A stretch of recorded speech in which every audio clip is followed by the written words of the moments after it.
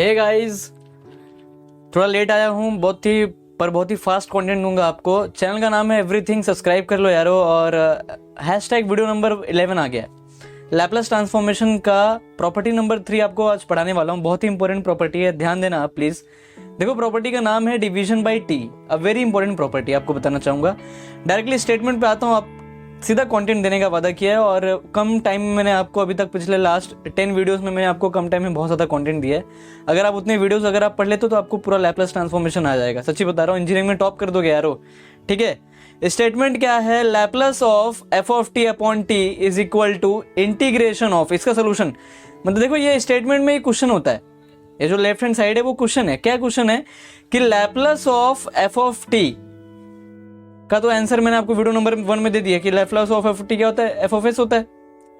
अब वहां पे उन्होंने कंडीशन दिया, प्रॉपर्टी नंबर 1 में दिया था कि अगर Laplace of F of T के साथ अगर हमने ई रेस टू टी लगा दिया, मतलब एक्सपोनेंशियल फंक्शन लगा दिया तो क्या होगा? अगर हमने मल्टीप्लीकेशन बाय टी लगा दिया तो क्या होगा? अब क्या आ गया? डिवीजन बाय टी, कि अगर Laplace of F of T में अगर मैं डिवाइड बाय टी कर दूं, डिवीजन बाय टी का मतलब क्या है? Laplace of F of T में अगर मैं डिवाइड बाय टी कर दूं तो आप इसको किस तरीके से सॉल्व करोगे?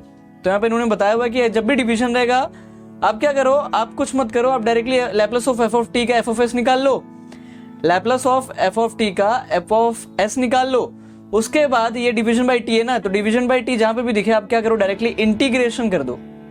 Integration of F of S with respect to S within the limit S to infinity. ध्यान दो, यहाँ पे लिमिट क्या रहेगा? Within the limit S to infinity.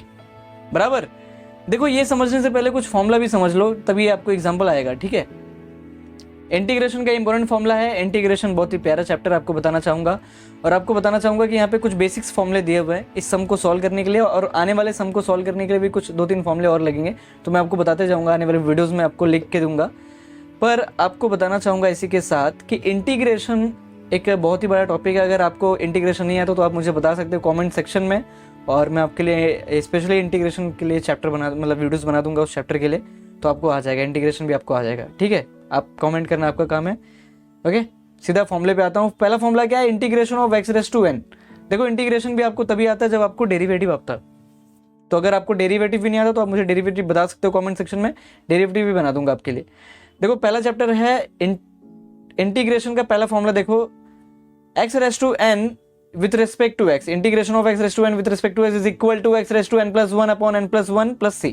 कैसे अप्लाई होता है सब में देखेंगे। ठीक है, पर अगर आपने पहले पढ़ा हो तो आपको आता रहेगा।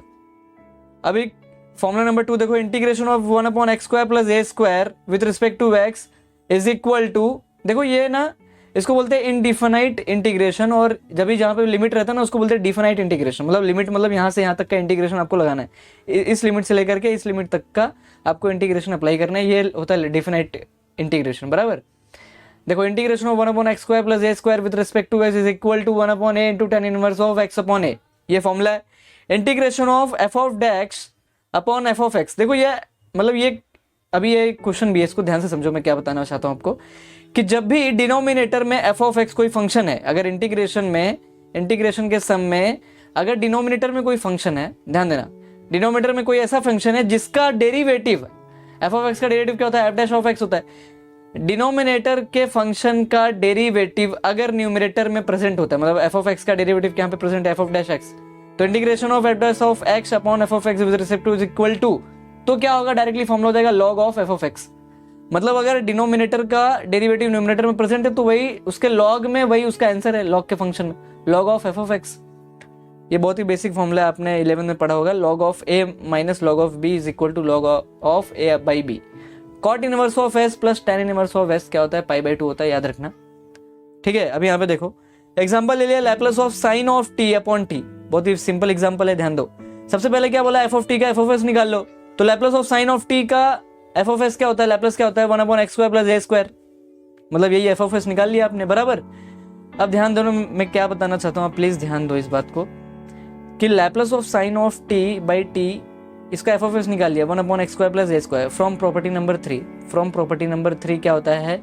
इसका इंटीग्रेशन कर दो, एफ ऑफ एस, ये एफ ऑफ एस है ना, इसका इंटीग्रेशन कर दिया within the limit S to infinity. बराबर।